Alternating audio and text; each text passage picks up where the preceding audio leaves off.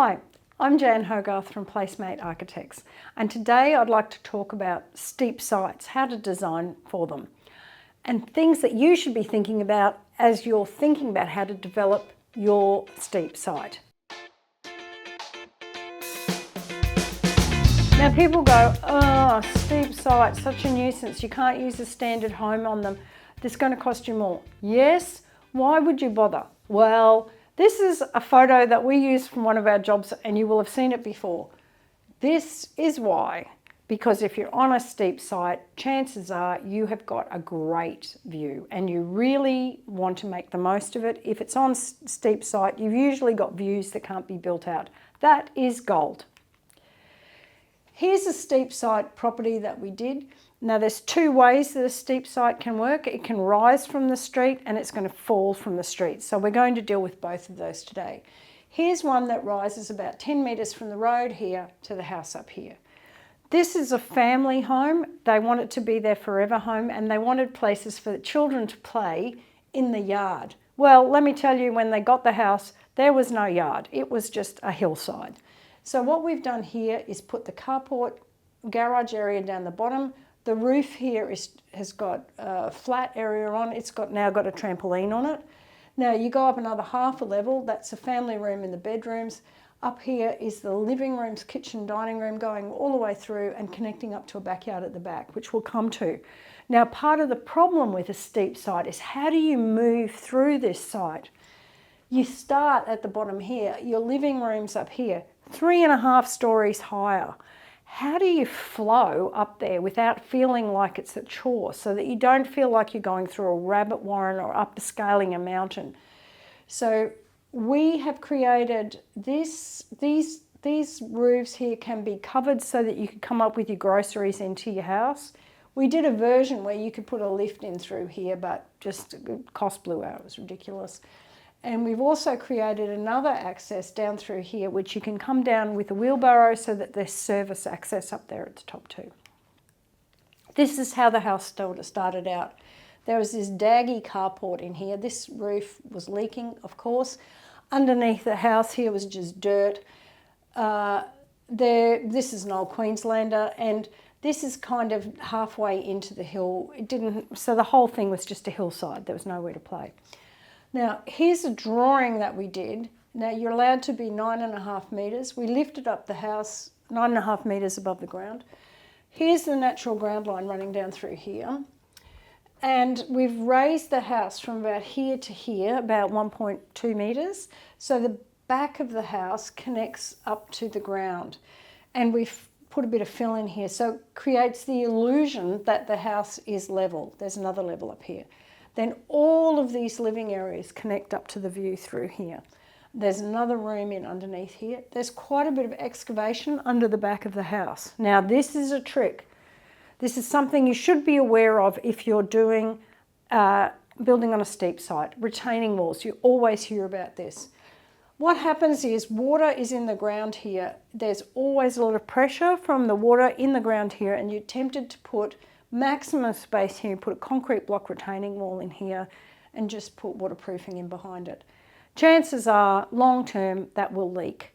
We don't do that. We tend to put, this is a kind of earth bank. We've just put a garden type retaining wall in there that can leak in the long term, and the water comes through this wall, and this bit here is a garden storage area.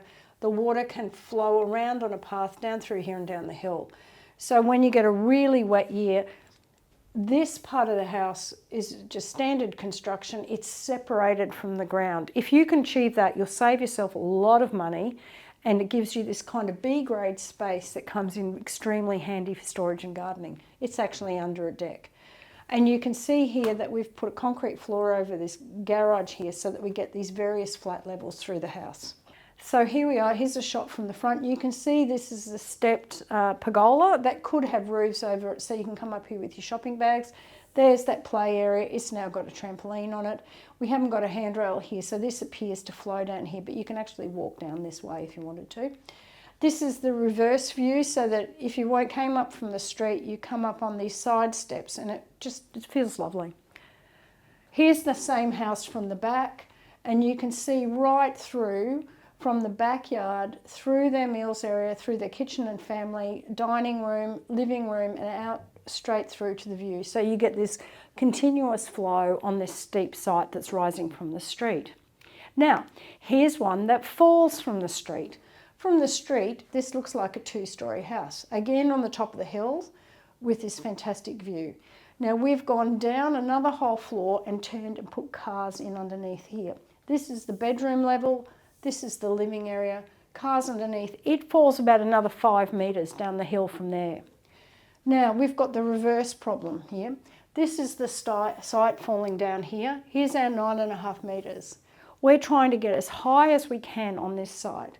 Now, technically, in Brisbane, you're not allowed to have a 3-storey house, but because the ground is like that, this is technically our basement.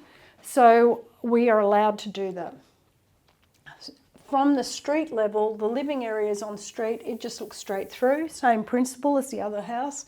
Bedrooms are up the top here. We are getting very close to 9.5 metres here. And this is a good place to illustrate one of the other problems when the land falls away from the street. Back in the day, in Queenslanders, the roof water would just go down pipes and fall down onto the ground. Or sometimes there was a pit in the backyard that the water ran down into the pit and it gradually soaked into the ground. Now, of course, they silt up and the water just causes a problem, but you're not allowed to do that anymore because it causes a problem to the people who live down the hill from you. You're not allowed to discharge onto the ground. You can't have a pit. If you have a pit, you have to pump it up to the street. So you have a couple of options. All the water can come down here, and then you can arrange with your neighbours to put a pipe through their yard down to there's a house down here, down below. These guys ask their neighbours, could we put a pipe through their yard, and all the water from their house runs down through the yard. Great, problem solved. What happens is if there's a bunch of townhouses down the bottom, or the neighbour says, no way, you have a problem, because this water that wants to fall down the hill has to get back to here. So that's enough to make your life very difficult if you're on a site that's falling away from the street. Some people put in pits and then they have to pump up to the street. I don't think it's a very good solution because eventually that pump will break, or it won't be needed when there's a huge storm. It doesn't help if you put your downpipes into a tank and the tanks overflow. Council's wise to that one as well. So that's almost the first problem that you should address in one that falls away. This is what this house looks like from below. This big sandstone retaining wall, and there's another one below that, are just holding up the driveway underneath the house. So you can see it's a very steep site from behind, but from the street, it just looks like a 2-storey house. And you can see there's the living room. Behind here, there's a swimming pool. So they have a pool at the front on the street, and we've managed the privacy there. But you can look straight through to the city and this fantastic view that they have. The other thing is, now we wanted to get this house as high as we could. And I'd just like to say, this ceiling height is quite low. It's only a bit over 2 metres, but because the window is so wide and open, you don't even notice. So sometimes we get obsessed with having high ceilings, but in this case, it hardly matters. So in summary, steep sites, they either rise from the street or they fall from the street. The key issues that you're dealing with are water, whether the water's coming down the hill at you or you've got to get the roof water back. Always interesting. Cars on a steep site, always a challenge. How do you manage that? And the connection from the house to the cars and entry needs to be managed really well. And how do you connect to the ground on a steep site so there's always flow? It's challenging. It is a bit more expensive from a construction point of view, but it's so worth it because you can create this openness and deal with those problems so that it just appears effortless. That's what architects do. And if you have a steep site or you're grappling with these issues, give PlaceMate a call. We'd be happy to help. Thank you.